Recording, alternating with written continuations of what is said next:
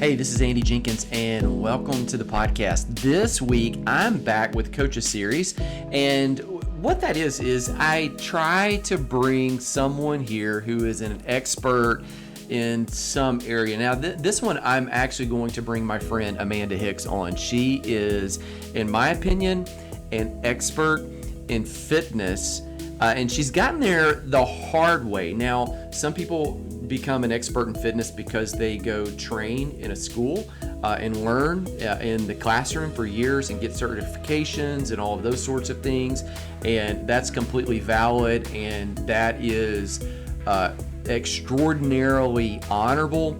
Other people become experts because they walk out a journey where they literally cut their body weight in half. There's this whole movement. It's called body transformation, and it is this healthy look where people who were obese, they begin losing weight. They do it in a healthy way over time, lots of time generally with nutrition and exercise and science and practical tips and taking steps to walk it out with accountability and working together. It is this movement that actually Amanda has done amazingly well. And so I have, and my wife has met her and her husband Johnny through this new 1B7 project that we're doing with ULA.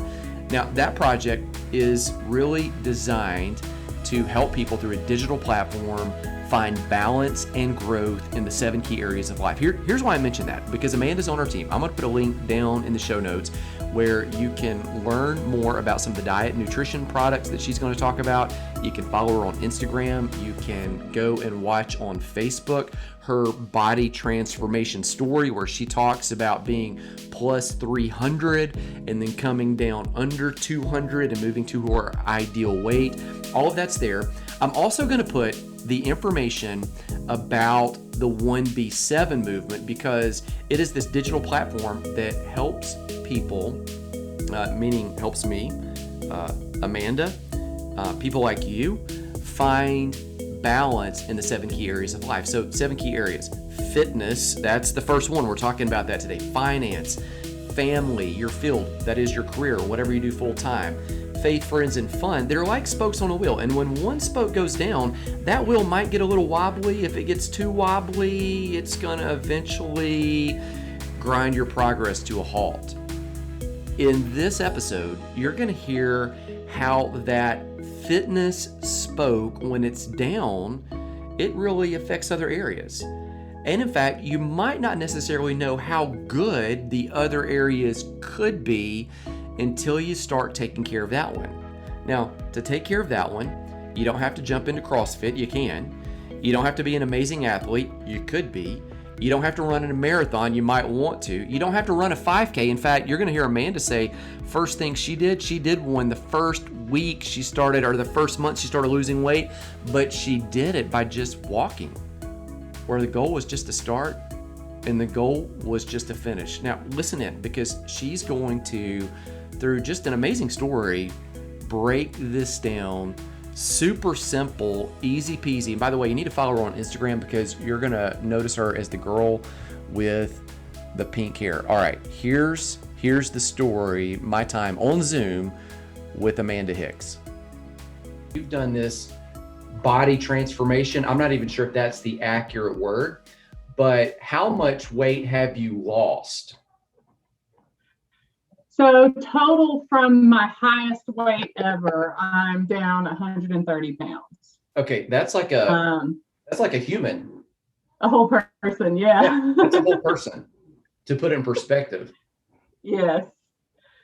130. So, yeah, my goal, I do want to lose about 15 to 20 more. Okay. And that'll put me basically at about half of what I was. Oh, so, geez.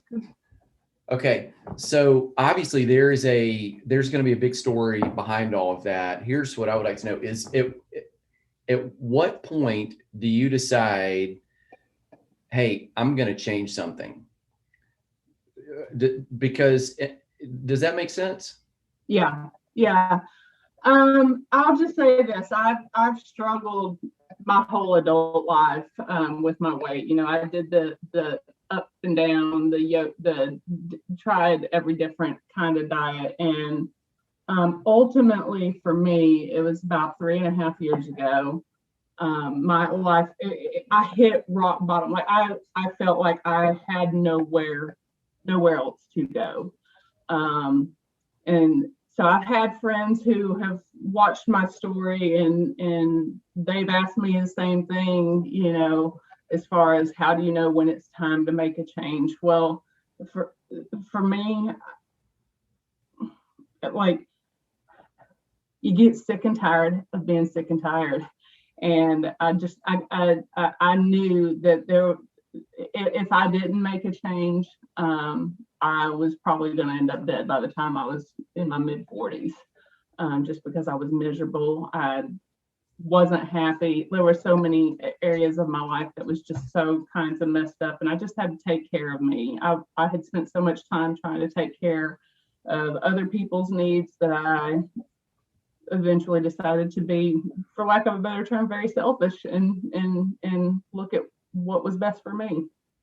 Well, we think of like selfish as necessarily a bad word because it always has a negative connotation when we use it. But I mean, really, and even that term self-care, and there's so many armchair quarterbacks that are, well, armchair psychologists that toss out these words on the internet that I think really don't know what they mean. And so it kind of taints words like that when we see somebody say something like self-care. But I think you really mean everything that you're going to do in life is a kind of an overflow out of you. And so if you don't take care of you or manage you or steward you, you really can't do anything else. That you're kind of the body's kind of the container of the ideas, the connections for relationships, everything. Yeah, I wanted to be good and healthy so that way I could have a good, healthy relationship with my husband, so that we could have good, healthy fun together, go on adventures, travel.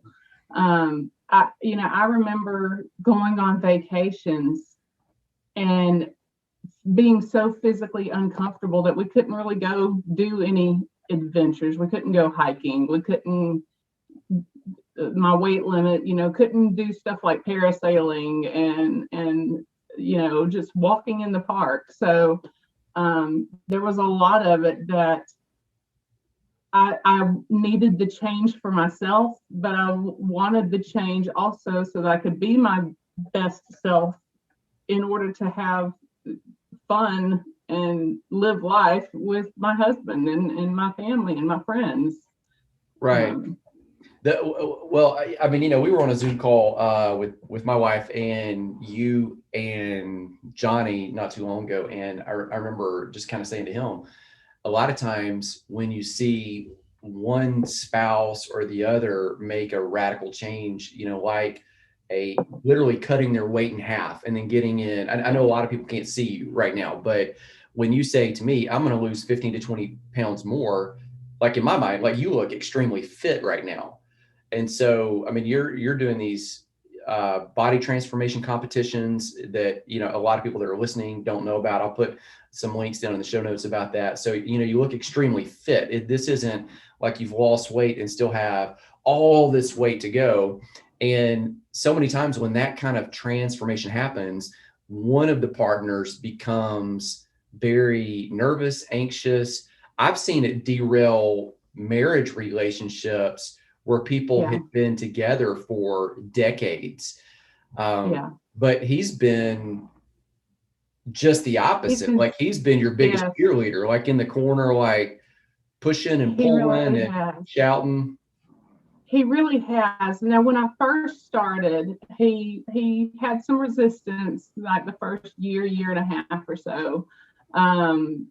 Because, and honestly, I think it was just doubt. Amanda's done, these yo-yo diets before, and she's never really stuck with it. So I'm just going to sit back and watch and see what happens. And I really think that was his initial reaction when I started this journey in 2018. But then eventually he realized, okay, she's actually sticking with this. She hasn't given up on it yet. I guess I better get in the game a little bit more. And, you know, he was always supportive in regards to eating the meals that I would fix. And, you know, he would, you know, cheer for me if I wanted to go do a 5K or a 10K or a half marathon or anything like that. But eventually he saw my whole demeanor change, like my confidence, like, you know, I didn't, you know, I walked straighter and just felt better about myself. And I think it kind of rubbed off on him.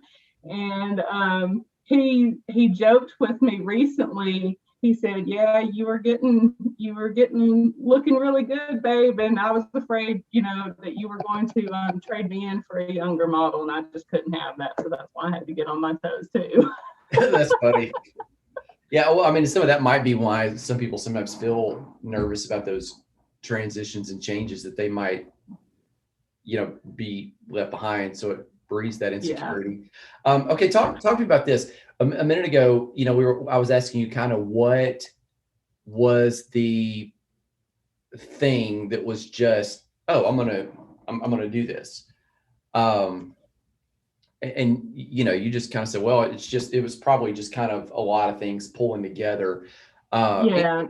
Answer this: is being, you know, twice the weight that you are now, approximately. So, I mean, let's just use the term. It's obese, probably even morbidly obese at that time. It was morbidly obese, like medically morbidly obese. Would that be a symptom of deeper stuff that's going on internally? Does that make sense? I absolutely think so. And I know we can only answer for you. We can't answer for everybody else that's out there. So just as far as your story, like. Yeah, for me, I do think a lot of it was lack of education too. You know, I didn't really have the greatest education growing up in regards to finances or to meal cooking or just to health.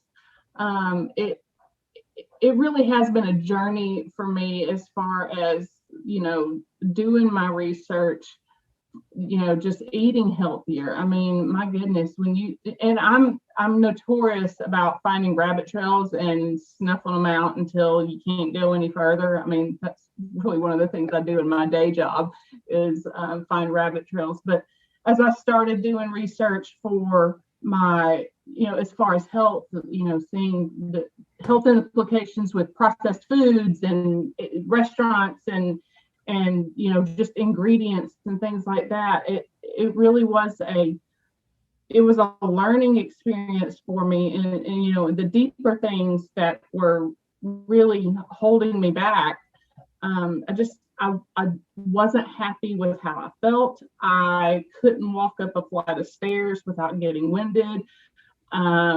There's just I mean, even sitting in a car for 2 hours worth of travel, just getting uncomfortable. Just there were so many things that you don't realize. I will say this: I didn't realize how much pain I was in until I got to a point where I felt so much better. Dave Ramsey has made. I'm a big fan of Dave Ramsey, and he's made some references before about sitting in a poopy diaper like a baby. You know, it's warm but it's mine, you know, and I'm happy in it, kind of thing.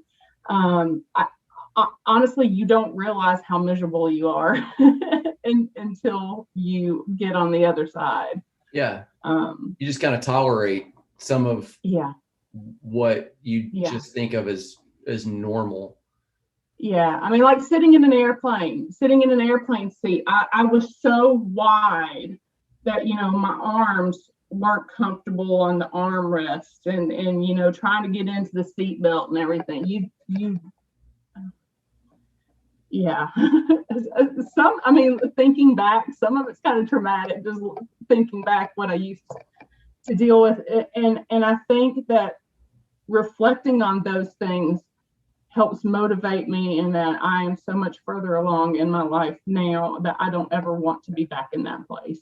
I'm going to do what I can to continue to move forward, because it's so much better on this side. I have friends who I have been trying for years to, and like, one of the reasons why I share my story the way that I do is because I have friends who are where I was, and I want desperately for them to experience where I am now. And, you know, using my own experience, I think they just haven't hit the absolute rock bottom point to where they're ready to make the change yet. So tell me this, how do you actually start when you're doing it, like a whole body transformation? Like, you're going from, because I imagine when you're obese, you can't just go out and run, like, right now I'm in pretty good shape. And so I can feel it when I gain 5 or 10 pounds from the holidays. Like I gained 20 pounds over COVID, and I'm like, well, I guess I'll just go run and lift weights. But, and even that's a slow start, restart. Mm-hmm. But I imagine when you can't, like I don't even have words for, like, how do you even begin? Because I know there are people that are listening, they're going, well, it seems like you can say that because you can go run 5 miles right now. You can go do this, or you can go, but how do you even begin? Like, what's the... Well, all right. So can I tell about my weight loss program that I actually used? Yeah, absolutely. Okay. So the weight loss program that I use is a company called Shibboleth, and they are actually a faith-based weight loss ministry. Do you have a link? And I put it down here. Yes, I can. Okay. I can provide a link. It's myshibboleth.com/sponsor/ahicks07. Yeah. But I can give that to you later. Yeah, I'll put it down if you're listening and you want to follow that. I'm gonna put the link down here. Okay, so you had a program. So this program, the reason why it worked for me, I tried everything else. I tried Weight Watchers, I tried Atkins, I tried Wheat Belly, like I tried everything. The reason that I liked Shibboleth so much is because it taught me how to measure moderation. We've always heard everything's fine in moderation. I'm a very numbers kind of gal. I need to be able to measure. I need to know how many French fries I'm allowed to eat. I need to know if I'm allowed to have that cupcake. And if I do have that cupcake, how do I need to balance it out for moderation? Yes. So when I had actually done the program many years ago, back in 2014, 2015, I had good success for about a year. My life fell apart for the next 2 to 3 years after that. And I got back on board, like I got real serious January 2018.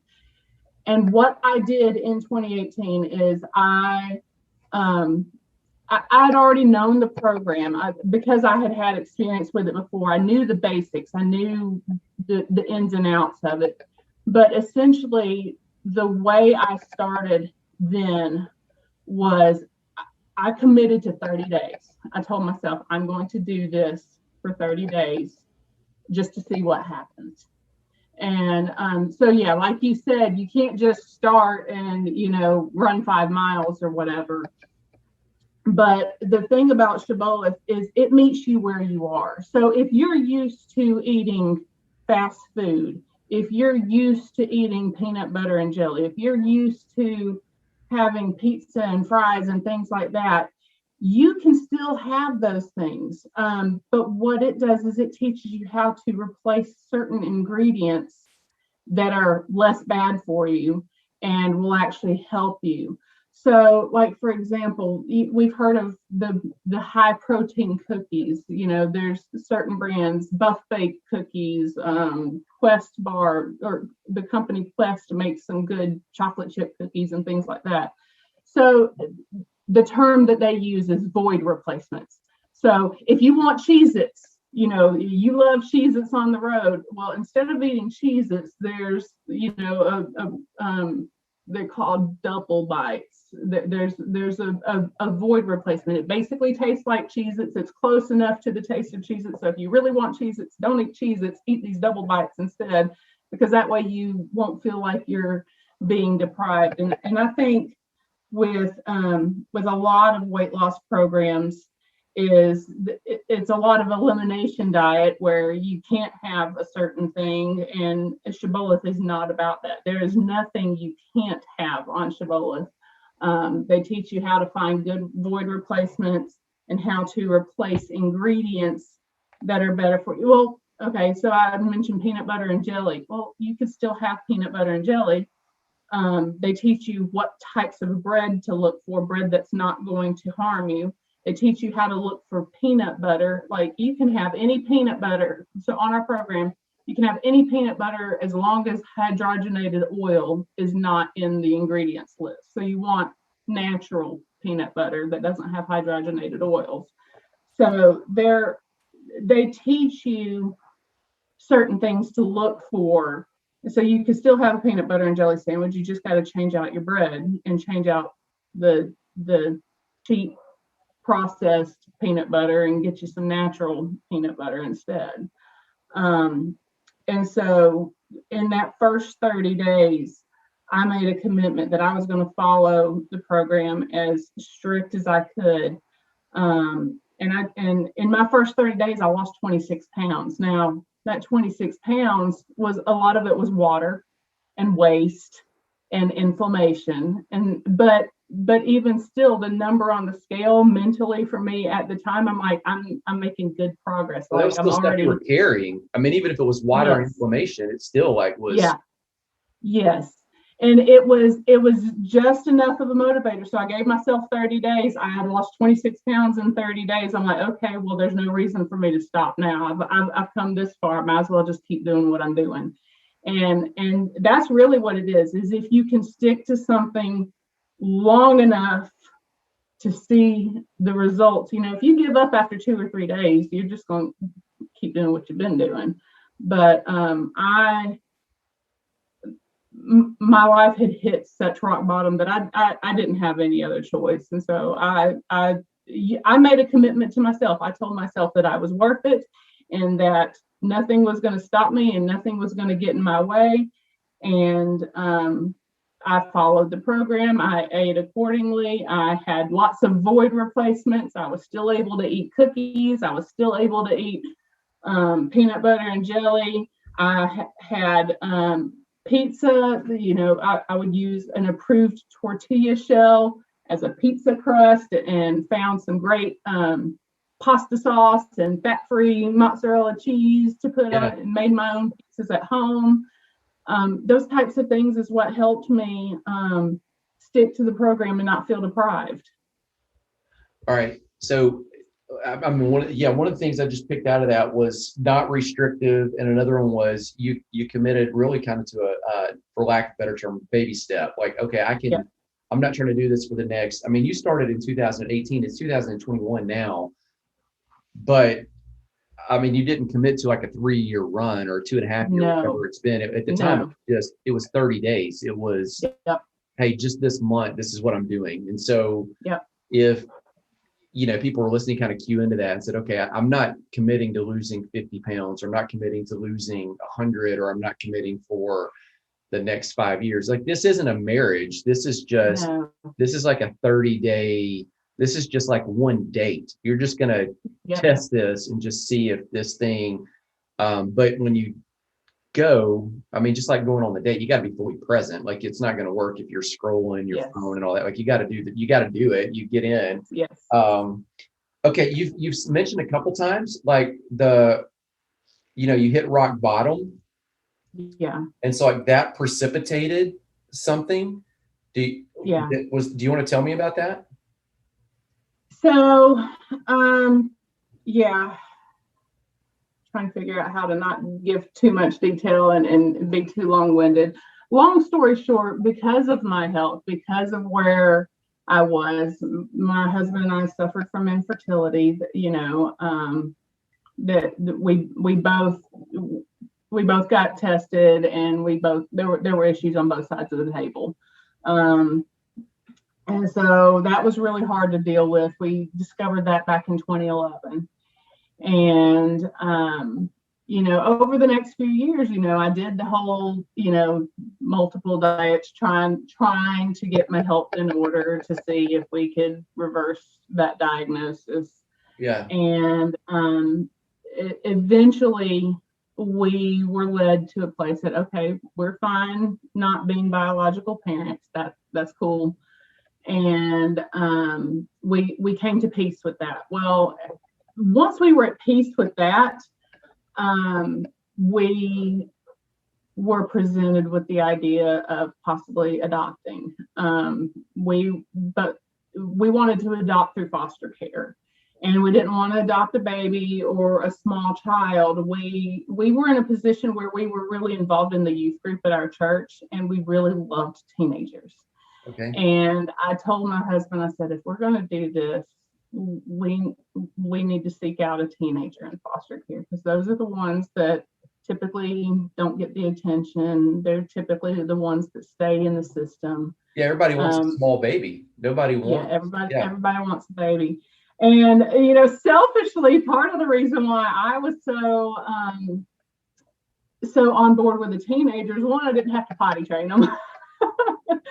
Two, they already knew how to talk and communicate. And, I felt like, from my personality and my experience, I felt like a teenager was a better fit for our family. And so we went through a process where we went through the licensing process and getting our home ready and identifying a child. And long story short, we got through all that. A teenage boy was placed in our home, and he was with us for 5 months. And I would not trade those 5 months for anything. It was glorious. It was loving. It gave me the experience of being a parent. But ultimately, that child had been in the system for so long that he wasn't able to adapt. He wasn't happy. I mean, we went through a honeymoon phase. Yeah. And things were good to start with for about the first 3.5 months or so. And then it crashed and burned, and it crashed and burned real fast. And we were in a position where we were willing to fight for him as long and as hard as we needed to, but we also did not want to put ourselves in a position where he was going to pull this card of, well, I'm not happy, so I want to go back. And right. And there was one time where he threatened that, and we had a long. The other thing about him being 16 years old is we had the hard, conversation with him of, look, if you go and tell the pastors or the teachers or whatever that you're not happy, they're going to come investigate us, and they could take you away from us. So this is not a threat that you can make. This and I feel like maybe that's one of the real world examples, that if nothing else out of that 5 months that he learned with us, is that there are consequences for your actions. Yeah. And so to this day, we still don't know why things ultimately didn't work out, but I hope that we had the positive impact on him that we needed to. And maybe that was part of it. Maybe it was learning a life lesson of, hey, there are consequences for your actions. And so ultimately things didn't work out. He requested to go back. He was at an age where he had a choice in the matter. And so we respected his wishes. And but after that put us both in a very deep depression. Yeah, because you've had, at that point, you've had several things that have not worked out that you thought were going to. Yeah. So this is, and these are these aren't, you didn't get a ticket. This was basically a 7-year period from 2011 through 2017. This is heavy emotional stuff too. This is like life stuff. Like, this isn't, we were late. We didn't get to or I mean, this Yeah. is. And for so he left our home 12 days before Christmas in 2017. And so we, New Year's Eve, my husband and I went away just to regroup, to rethink, just to kind of get our mind back in things. And it was on that trip that I remembered my experience with Shibboleth from several years ago, where I had had a little bit of success and then I'd fallen off the wagon in the process of doing the adoption thing. And so I told my husband then, I said, I have got to get my health in order. The last 3 years, I had been working my tail off on preparing our home for this child and, traveling back and forth to, to do adoption visits with him and working our tails off to get our home ready. I have not taken care of me. And you're working a job. Working. Yes, working. I was taking care of everybody else, but I was letting my health, my physical body just deteriorate. And I said, I have spent so much of my adult life taking care of other people and other things and making everything else a priority. I'm making me a priority, period. Yeah. And by making me, it's funny, by making me a priority, I am able to give more effort to those other areas in my life, and that effort actually come to fruition rather than falling flat. No, so it's kind of a positive snowball. It is. I've noticed, like, part of my routine is in the morning I get up and I'll most mornings I'll get up really early, 5:36. I'll exercise. I'll then come in, get a shower. This is before really anybody else. A lot of times Beth's up, but she's kind of got her thing going on. So we don't really, we don't ignore each other. We don't really talk during that point. Like, there's not a lot of in-depth stuff, but I'll work out, get a shower.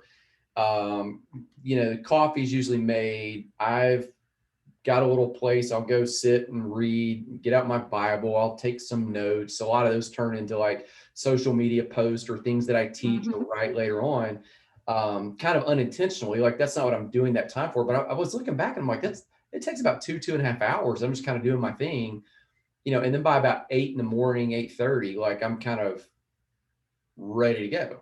What I've realized though, is if I sleep in and drag, like which sometimes we do, we'll just stay in the bed. We're like, it's been a busy week. Let's just stay in the bed and watch TV or let's whatever. And there's a time for that. But for the most part, I've realized if I don't take that time, it's not like, it doesn't get used for anything else. It's like either like, it just evaporates. Like, it's either I take it and I get the benefit of it and it benefits and has a ripple effect through the whole day, through the whole week for other things, or like I'll lose it. Like, it's, I don't know if that makes any sense. Like, it's not a swap out. Like, I'd have all this other free time if I didn't do this. It's like, I wouldn't. I get more out of the rest of the time. Just be in bed. It's weird. It's like, people go, I don't have time for that. You've probably experienced that. I don't have time for that. Well, it's really like, I've seen I wouldn't do anything else with the time, and there's so much benefit out of that time. Yeah. Tell me, like, at what point did you start? Okay, so you've exercised and you've done since we connected on Instagram at some point, and one of the first things I saw was like I saw you and Johnny, and then I saw like 2 or 3 posts later, I'm like, oh, she's exercising on a pole. Okay, so like, I imagine you don't go from obese to pole. You're doing some running now. Like, talk to me about, when does the exercise come in, and just give me all the little clusters of exercise stuff that you do at this point, which, knowing that, like, people that are wanting to lose weight, you don't have to go grab a pole, but. Well, I will say this, my pole fitness journey actually started in the fall of 2015, which that was the end of the first year of me being on Shibboleth. So like so when I first did Shibboleth. I started it in fall of 2014. I Yeah. lost about 70 pounds that year. And so I had already lost enough weight that I was feeling pretty good about myself. And I had a friend who was taking pole classes, and she invited me. And so since I had lost a little bit of weight by that point, I'm like, okay, maybe this isn't so scary, because I should back up a little bit. Like in it may be 2011 or so. I don't remember when it was. My friend was getting married, and she had a bachelorette party, and it was at a pole studio. Well, back then I was at my Okay. heaviest weight Pole ever. studio is not strip club. So, No, because what no, I'm trying to like, because people's minds are instantly going there. But I do pole sport, pole fitness. yes, I'm not at a club. right. Because okay, but so yeah, that's a totally different. I've actually never been to a strip club. I've done some really Yeah, stupid things in my life, but I've never been there. But so but it's still the same kind of pole that everybody's yes, like, well, I have no idea what that is. Yeah, you do. Everybody knows what those are. yeah, But there's yeah, an element of fitness where there's a fitness thing that people do with these poles. yes, It's funny because yes, on your because there's Instagram feed, I'll see weight loss, running, Jesus, get your finances in order. I love my husband, pole. So yep. okay, Yeah. So yeah, there's an element of the fitness and the strength, and just yeah, you know being able to use your body to do really cool tricks, and that's really what it is for me. Is so yeah, so well, just to get back to 2015, you tried it, and then yes, I tried bachelorette it, and party.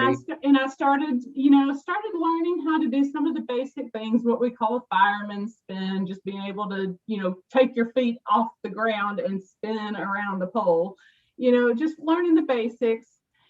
And so I kind of dabbled in it for the first, couple of years, but then, this overlapped with the adoption process. So I didn't get to go to classes quite as often as I wanted to.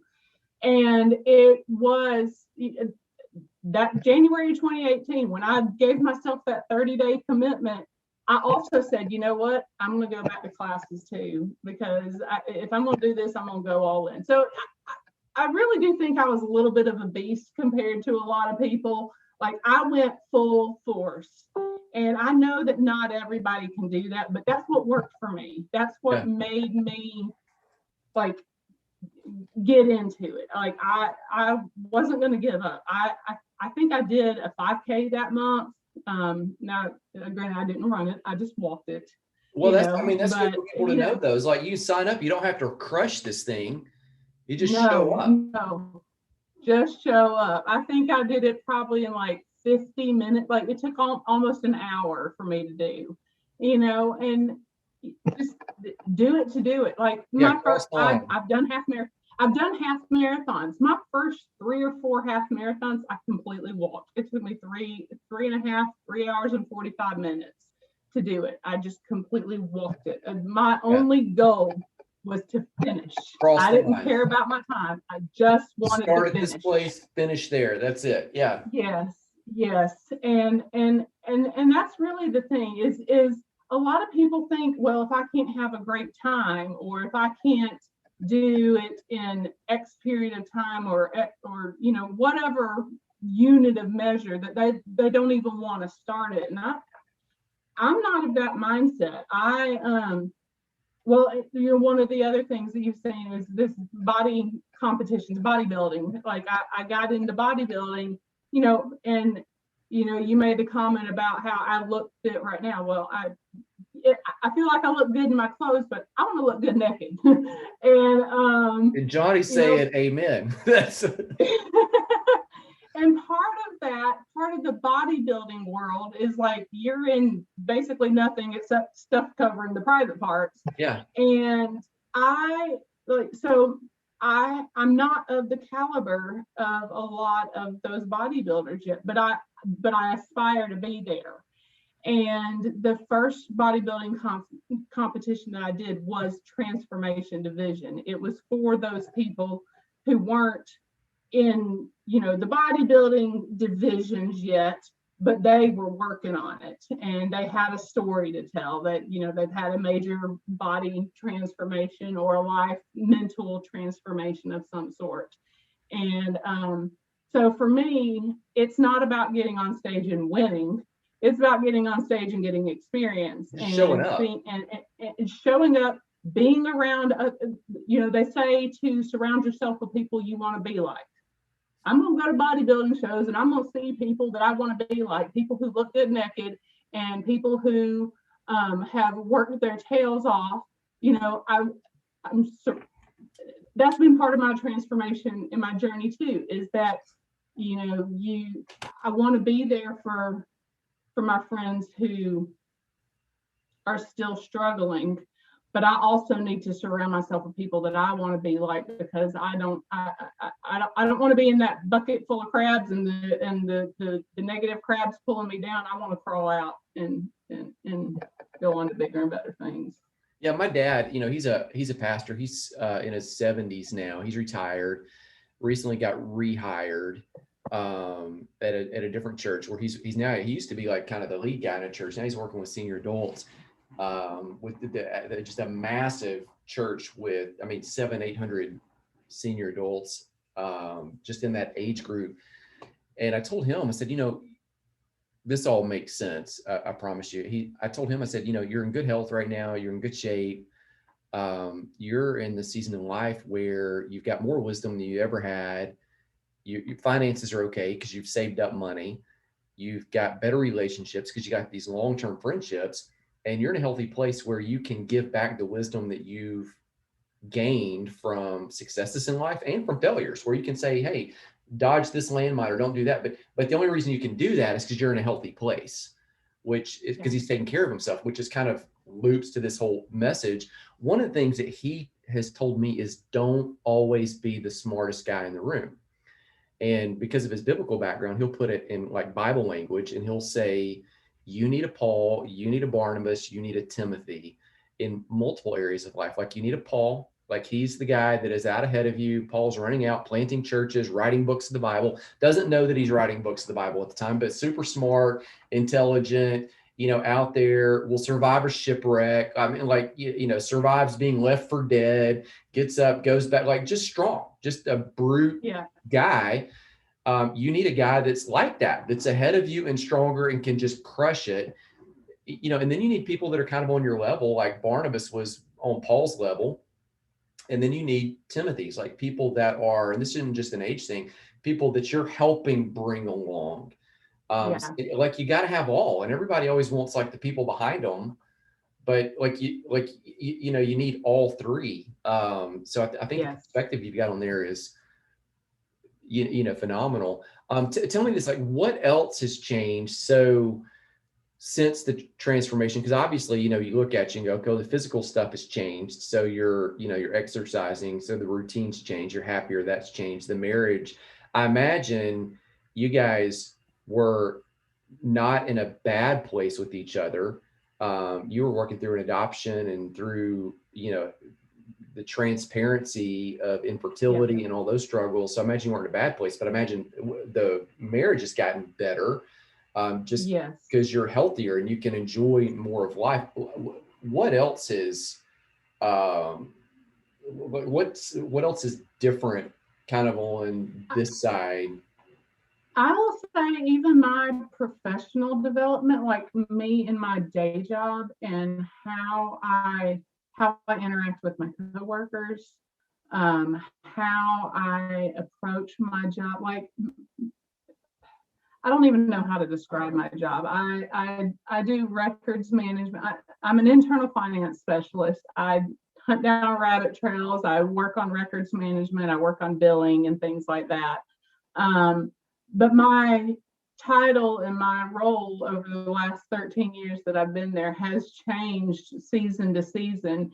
And my management has been really great with helping me hone in on things that I'm already pretty strong in and putting me on those types of tasks. But then once I get into those types of tasks, it makes me even stronger, and builds my mind, builds my thinking capacity and things like that. So I feel like, getting my health in order, I don't really quite know how to tie it together, but getting my physical health in order, Yeah. helped my mental health, helped me be able to exercise. Because I will say this, I'm pretty savage. I'm one of That's those what's on that the shirt. Yeah.